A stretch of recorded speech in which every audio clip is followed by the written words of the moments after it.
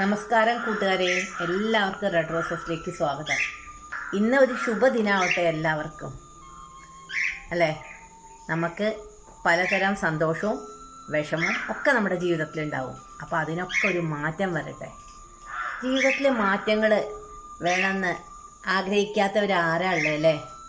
എല്ലാവർക്കും നമുക്ക് ജീവിതത്തിലെ മാറ്റം വേണമെന്ന് ആഗ്രഹിക്കും. അപ്പോൾ ഞാൻ വിചാരിച്ചു എപ്പോഴും ഇൻട്രൊഡക്ഷൻ എന്താ, എല്ലാവർക്കും റെഡ് റോസസിലേക്ക് സ്വാഗതം എന്നല്ലേ. അപ്പം ഇന്ന് എല്ലാവരെയും ഒന്ന് കൂട്ടുകാരെയും അഭിസംബോധന ചെയ്യാമെന്ന് വിചാരിച്ചു. എനിക്കും വേണ്ട ഒരു മാറ്റം. പിന്നെന്താ, എല്ലാവരെയും ചായ കുടിയൊക്കെ കഴിഞ്ഞോ? ഞാൻ എന്താ ചായ ഉണ്ടാക്കാൻ പോണേ ഉള്ളൂ. രാവിലത്തെ ബ്രേക്ക്ഫാസ്റ്റൊക്കെ ഒന്ന് തയ്യാറാക്കണം.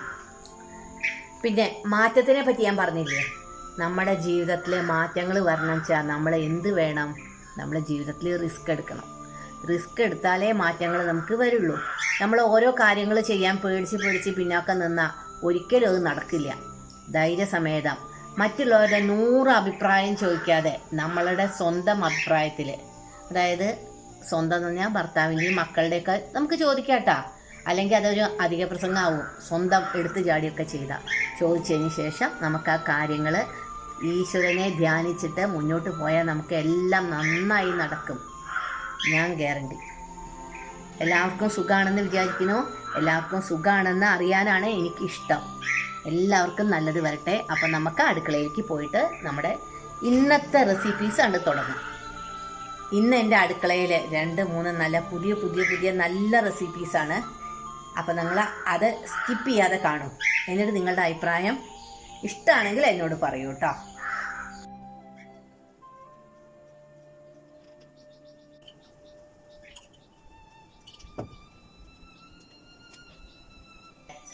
ആദ്യം ഞാൻ ഇന്ന് ഉണ്ടാക്കണത് ദോശയ്ക്കുള്ള ഒരു കറിയാണ്. വളരെ നല്ല ഒരു കറിയാണ് കേട്ടോ. പച്ചപ്പട്ടാണിയാണ്. ഇത് ഇന്നലെ വെള്ളത്തിലിട്ടാണ് കേട്ടോ. അപ്പോൾ ഒരു 8 മണിക്കൂർ വെള്ളത്തിൽ കിടന്നു. ശരിക്കും ഒരു 6 മണിക്കൂർ 5 മണിക്കൂറൊക്കെ കിടന്നാൽ മതി. ചില പട്ടാണി മേടിക്കുന്നത് വേവും, ചിലത് വേവില്ല. ഇത് നന്നായിട്ട് വേവുന്നുണ്ട്. അപ്പോൾ പച്ചപ്പട്ടാണി, ഒരു തക്കാളിയുടെ പകുതി കേട്ടോ, ഒരു ഉരുളക്കിഴങ്ങ്, കുറച്ച് ക്യാരറ്റ്, അതായത് ഒരു 1-1.5 ക്യാരറ്റ്, ഒരു 5 ബീൻസ്, പിന്നെ 4 പച്ചമുളക്,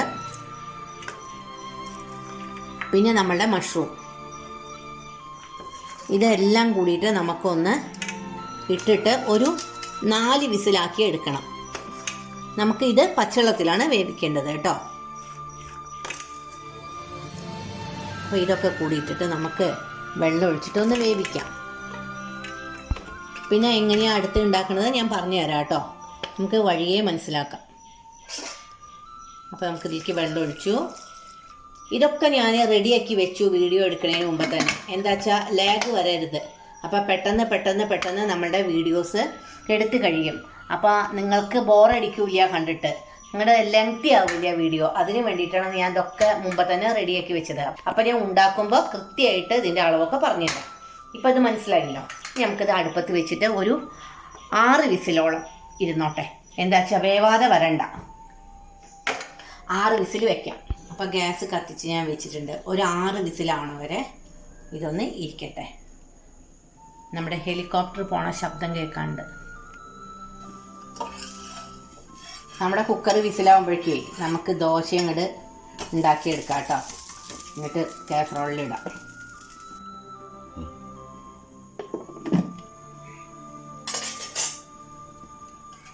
അവിടെ പുറത്ത് കണ്ണൻ തകർക്കുണ്ടല്ലോ നിലവിളിച്ചിട്ട്.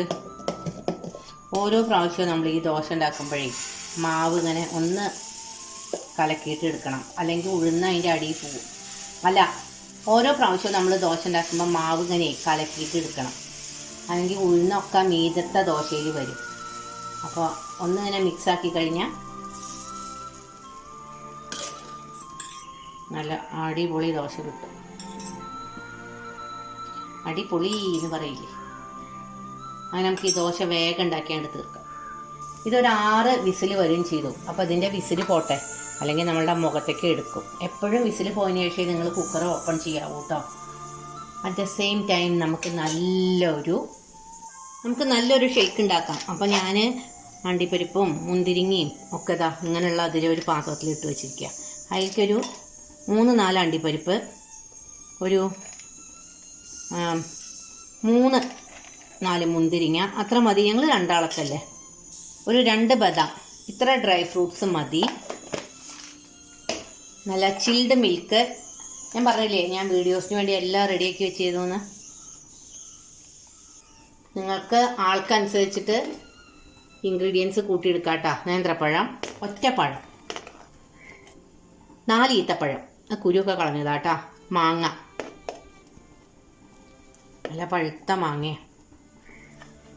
ഇനി ഇത് കൂടെ നമുക്ക് 1-2 സാധനം കൂടി ഒഴിക്കണം. ഞാൻ പറഞ്ഞത് ഇതിൽ വേണമെങ്കിൽ നമുക്ക് ഏലക്കായ, പട്ട, ഗ്രാമ്പൂ ഒക്കെ ഇടാം. നല്ല ടേസ്റ്റാണ്. ഇതിന് പകരം ഞാൻ അതിൽ ഒഴിക്കേണ്ടത് നറുനീണ്ടിയുടെ സിറപ്പാണ് കേട്ടോ. നറുനീണ്ടി സിറപ്പിൽ നല്ല മധുരമുണ്ട്. അപ്പോൾ നമുക്ക് പഞ്ചസാര ഇടേണ്ട ആവശ്യമില്ല.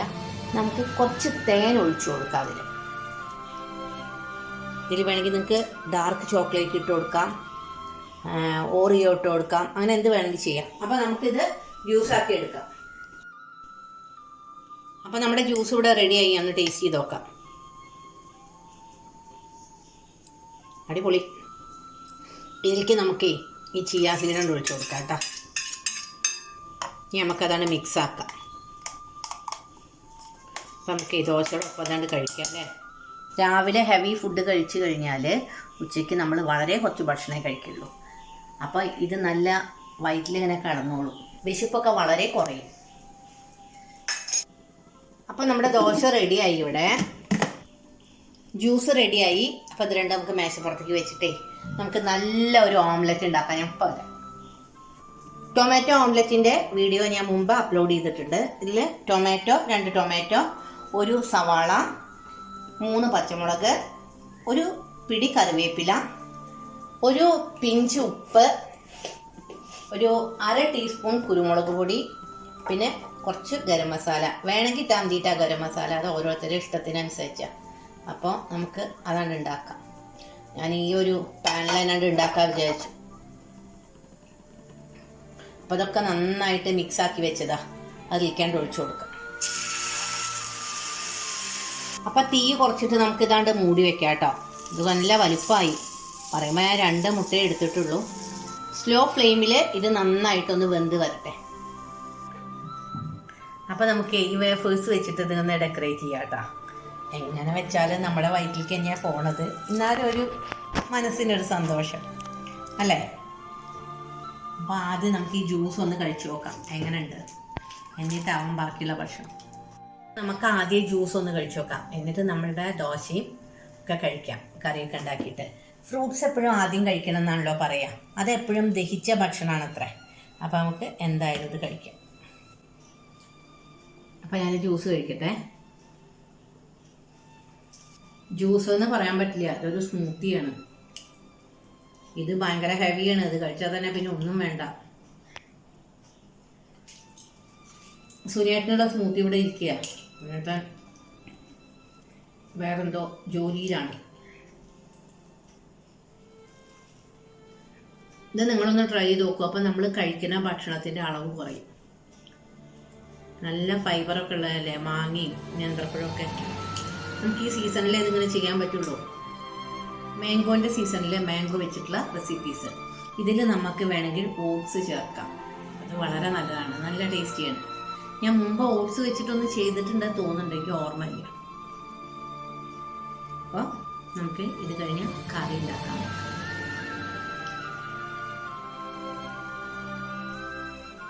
നമ്മുടെ ഓംലെറ്റ് ഇവിടെ റെഡി ആയിരിക്കണു. കുറച്ച് സൈഡൊക്കെ തന്നെ പൊട്ടി, ഇത് വലിപ്പം കൂടി. ഇത് നമുക്കൊന്നാണ് മറിച്ചിടാം കേട്ടോ. എന്നിട്ട് നമുക്ക് കറി ഉണ്ടാക്കാൻ നോക്കാം. അപ്പോൾ നമ്മുടെ ഓംലെറ്റ് ഇവിടെ റെഡി ആയിട്ടുണ്ട് കേട്ടോ. ഞാനേ ഇവിടേക്ക് ഒന്ന് ഒതുക്കി വെക്കുകയായിരുന്നു, എണ്ണയുടെ പാത്രമൊക്കെ ഒന്ന് മാറ്റി വെച്ചിട്ട്. നല്ല ഫ്ലഫി ആയിട്ടുള്ള ഓംലെറ്റ് കണ്ടോ. സൈഡ് കുറച്ച് പൊട്ടി, എന്നാലും കുഴപ്പമില്ല.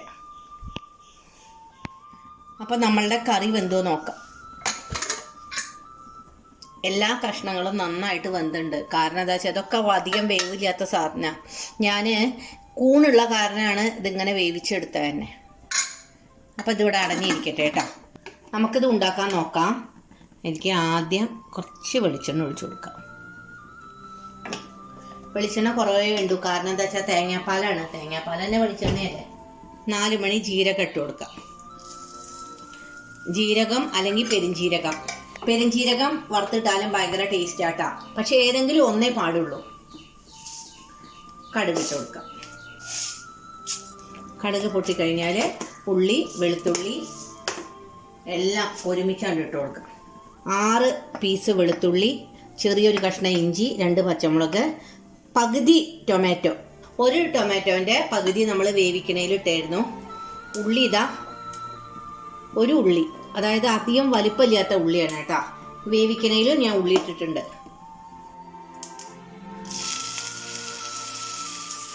പണ്ട് നമ്മൾക്ക് ഇടി വെട്ടിയാലൊക്കെ പറമ്പിൽ കൂൺ മുളയ്ക്കും. ഓർമ്മ ഉണ്ടാ? ആ വലിയ ഇടിയല്ല, ആ ഇടി ചെറുതായിട്ടേ വെട്ടുള്ളൂ. ഭയങ്കര ടേസ്റ്റാണ് ആ കൂണിന്. അത് വിരിയാൻ പാടില്ല, അതിൻ്റെ ചെറിയ ചെറിയ മുട്ടുകളുണ്ട്.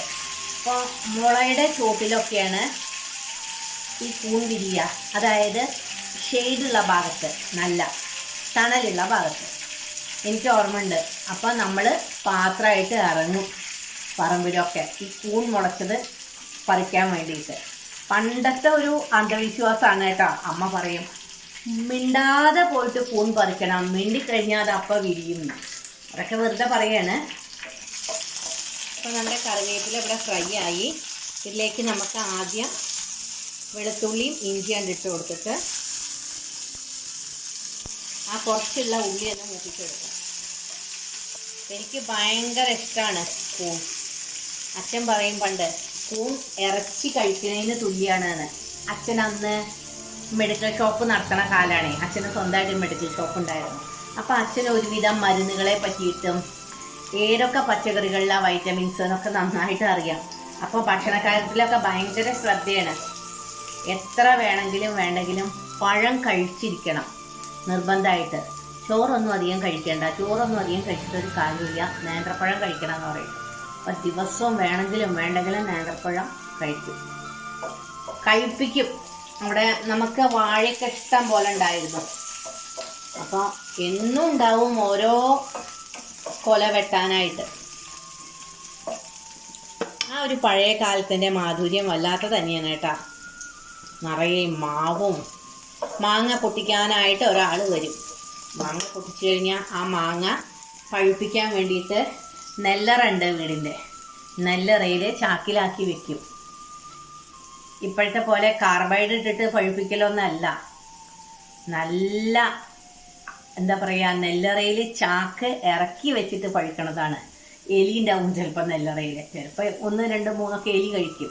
അതേപോലെ ഈ നേന്ത്രക്കൊലകളില്ലേ, നേന്ത്രക്കൊലകൾ ഈ കളിമണ്ണ് ഇങ്ങനെ തേച്ചിട്ടാണ്, പലകയൊക്കെ വെച്ച് കളിമണ്ണ് തേച്ചിട്ട് കൊല അതിൽ ഇറക്കി വെച്ച് പുകയ്ക്കും. അതൊക്കെ ഞാൻ കണ്ടിട്ടുണ്ട് പണ്ട് അച്ഛൻ ചെയ്യണത്. അച്ഛന് ഈ കാര്യങ്ങളിലൊക്കെ ഭയങ്കര ശ്രദ്ധയാണ്. ഭക്ഷണം നിർബന്ധമാണ്. നന്നായി കഴിക്കണം മക്കള്. അന്നേ അത് കാരണം നല്ല തടിയാണ്. അപ്പം ഈ ഉള്ളി ഒന്ന് മൂത്ത് കഴിഞ്ഞാൽ നമുക്ക് ഇതിലേക്ക് പൊടികൾ ഇട്ട് കൊടുക്കാം കേട്ടോ. ഇതിലേക്ക് നമുക്ക് മഞ്ഞൾപ്പൊടി, ഉപ്പ് അവരവരുടെ ആവശ്യത്തിന് ഇട്ട് കൊടുക്കാം. ഇതിൽ മുളക് പൊടി ചേർക്കുകയോ ചെയ്യരുത് കേട്ടോ. ഇതിൽ നമുക്ക് കുറച്ച് കുരുമുളക് പൊടി, ഒരു 1/2 ടീസ്പൂൺ ഗരം മസാല, മല്ലിപ്പൊടി, ഇത് മാത്രമേ ഇതിൽ പാടുള്ളൂ. അപ്പോഴേ ഇതിൻ്റെ തനതായിട്ടുള്ള ഒരു ടേസ്റ്റ് വരുള്ളൂ. 1/2 ടീസ്പൂൺ മല്ലിപ്പൊടി. ഇതെന്തായാലും ഒന്ന് ഉണ്ടാക്കി നോക്കൂ കേട്ടോ. കൂൺ നമുക്ക് ഇറച്ചിക്ക് സമം എന്നാ പറയാം. ഇപ്പോൾ നമുക്ക് പറമ്പിൽ കൂണൊന്നും കിട്ടാനില്ല കേട്ടോ. ഇപ്പോൾ അസലായിട്ട് ഞാൻ വാങ്ങിക്കുക ചെയ്യുക. റിലയൻസിൽ നിന്ന് വാങ്ങിക്കും. മറ്റുള്ള കടകളിലൊക്കെ ഭയങ്കര വില ഉണ്ട്. റിലയൻസിൽ അത്ര വിലയൊന്നുമില്ല. ഈ ഒരു സ്പൂൺ കൊണ്ട്, അതായത് ചെറിയ സ്പൂൺ, ഒരു 1/4 ടീസ്പൂൺ എന്നൊക്കെ പറയാം, ഇതുകൊണ്ട് 2 പ്രാവശ്യമാണ് ഞാൻ ഗരം മസാല പൗഡർ ഇട്ട് കൊടുത്തിട്ടുള്ളത് കേട്ടോ. പിന്നെ ഇതൊന്നും കൃത്യമായിട്ട് അളവ് പറയേണ്ട ആവശ്യമില്ല. അതൊക്കെ എല്ലാവർക്കും അറിയണ കേസുകളാണ്. എങ്ങനെയാണ് എന്താണ് പണിയെടുക്കാനല്ല ബുദ്ധിമുട്ട്. ഇത് കഴിഞ്ഞിട്ട് നമുക്ക് ഇതൊക്കെ കണ്ട് ക്ലീൻ ചെയ്തെടുക്കാനാണ്. ഇതിലേക്ക് നമുക്ക് ഈ വേവിച്ച് വെച്ചതാണ്ട് ഇട്ട് കൊടുക്കാം. ഞാൻ ആദ്യം വിചാരിച്ചു നമുക്ക് ഈ ഒരു പാൻ മതിയാവില്ലേ, മതി. ഇതൊക്കെ ഒന്ന് മിക്സ് ആവട്ടെ. ഇതിലിതെല്ലാം ഒന്ന് പിടിക്കണം, അല്ലെങ്കിൽ തേങ്ങാപ്പാൽ ഒഴിച്ചിട്ട് കുറേ നമുക്കിത് വേവിച്ചെടുക്കേണ്ട ആവശ്യമില്ല. ഇതിൽ ഉപ്പും ഈ മല്ലിപ്പൊടിയും അതിൻ്റെയൊക്കെ ടേസ്റ്റുകൾ ഉണ്ടല്ലോ, ഒക്കെ ഒന്ന് പിടിച്ചതിന് ശേഷം കുരുമുളക് പൊടി ഒന്ന് നമുക്ക് തേങ്ങയുടെ 2ാം പാൽ ഒഴിച്ചു കൊടുക്കണം. ഇത് അരമുറി തേങ്ങയുടെ 1ാം പാലും 2ാം പാലുമാണ്. നമ്മുടെ ഗ്രീൻ പീസൊക്കെ ഇതാ കണ്ടോ, നന്നായി വെന്തിരിക്കണം കേട്ടോ. എപ്പോഴും നമ്മൾ ഗ്രീൻ പീസ് വെന്തോ നോക്കണം എല്ലാം കൂടി വേവിക്കുമ്പോൾ, അല്ലെങ്കിൽ നമുക്ക് ബുദ്ധിമുട്ടാവും. ചില ഗ്രീൻ പീസ് നമ്മൾ എത്ര വെള്ളത്തിലിട്ടാലും, അതായത് തലേ ദിവസം വെള്ളത്തിലിട്ടാലും ചിലത് വേവില്ല. അപ്പം നമ്മൾ അത് പ്രത്യേകം ശ്രദ്ധിക്കണം, ഗ്രീൻ പീസ് വെന്തോ. ഇത് നല്ല ഗ്രീൻ പീസാണ്. അതിന് മുമ്പ് എനിക്കൊരു ഗ്രീൻ പീസ് വാങ്ങിയിട്ട് നല്ല അബദ്ധം കിട്ടി. അപ്പം നമുക്ക് നമ്മുടെ ഈ കറിയുടെ സിറ്റുവേഷൻ എന്താ നോക്കാം. വെള്ളമൊക്കെ നന്നായി വറ്റി, ഇതിലേക്ക് നമുക്ക് തേങ്ങയുടെ 2ാം പാലാണ്ട് ഒഴിച്ചു കൊടുക്കാം. ഈ തേങ്ങയുടെ 2ാം പാല് ഇതിൽ നന്നായിട്ട് പിടിച്ചു കഴിഞ്ഞാൽ നമുക്ക് 1ാം പാൽ ഒഴിച്ചു കൊടുക്കാം.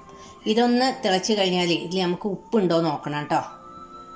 അപ്പോൾ 2ാം പാൽ ഒഴിച്ചിട്ട് ഇതാ ഇവിടെ തിള വന്നു കേട്ടോ, നമുക്ക് കാണുന്നുണ്ടല്ലോ. ഇതിലേക്ക് നമുക്ക് ഈ തേങ്ങയുടെ നല്ല കട്ടിയുള്ള ഈ 1ാം പാലാണ്ട് ഒഴിച്ചു കൊടുക്കുക. മല്ലിയില ഇടുക. അപ്പോൾ നമ്മുടെ കറി ഇവിടെ റെഡിയായി. ഇത് കഴിഞ്ഞിട്ട് വേണമെങ്കിൽ ചില ഇതിലേക്ക് ഗരം മസാലയൊക്കെ ഇട്ട് കൊടുക്കുന്നവരുണ്ട് കേട്ടോ, പക്ഷെ അത് വേണ്ട. അത് വല്ലാത്തൊരു എന്താ പറയുക, അതിൻ്റെ വല്ലാത്തൊരു ടേസ്റ്റ് ആവും. ഇത് മാത്രം മതി. ഇനി ഇതാണ്ട് ഓഫ് ചെയ്തിട്ടേ ഒരു 5 മിനിറ്റ് കൊണ്ട് അടച്ച് വെക്കുക. അപ്പം നമ്മുടെ കറി റെഡി. ഇനി നമുക്ക് കൂട്ടിയിട്ട് ദോശയെ കഴിക്കാം. അപ്പം നമ്മളുടെ കൂട്ടാനൊക്കെ ഇവിടെ റെഡി ആയിട്ടാ, നമുക്ക് ദോശ കഴിക്കാം.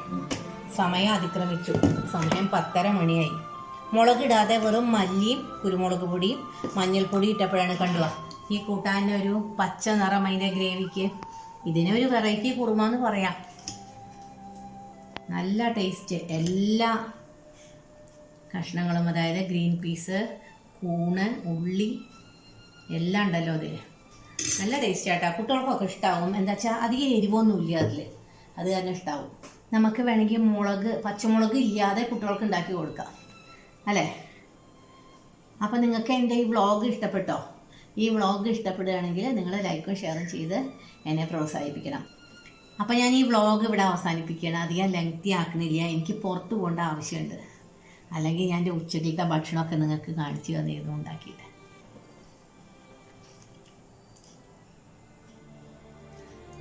നിങ്ങൾക്ക് എൻ്റെ വീഡിയോ ഇഷ്ടപ്പെട്ടു എന്ന് കരുതുന്നു. അപ്പോൾ എല്ലാവരും നന്നായിട്ടിരിക്കുക. Till and take care. Bye. നിങ്ങൾ എൻ്റെ വീഡിയോ സ്കിപ്പ് ചെയ്യാതെ കണ്ടോ? നിങ്ങൾക്ക് ഇഷ്ടപ്പെട്ടോ?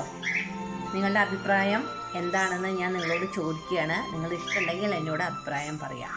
ഈ വീഡിയോ ഇഷ്ടപ്പെടുകയാണെങ്കിൽ നിങ്ങൾ ലൈക്കും ഷെയറും ചെയ്തിട്ട് ഒന്ന് സബ്സ്ക്രൈബ് ചെയ്തിട്ട് അടുത്തുള്ള ബെല്ലൈക്കൺ കൂടി ഒന്നുകൊണ്ട് അമർത്തിക്കോളൂ.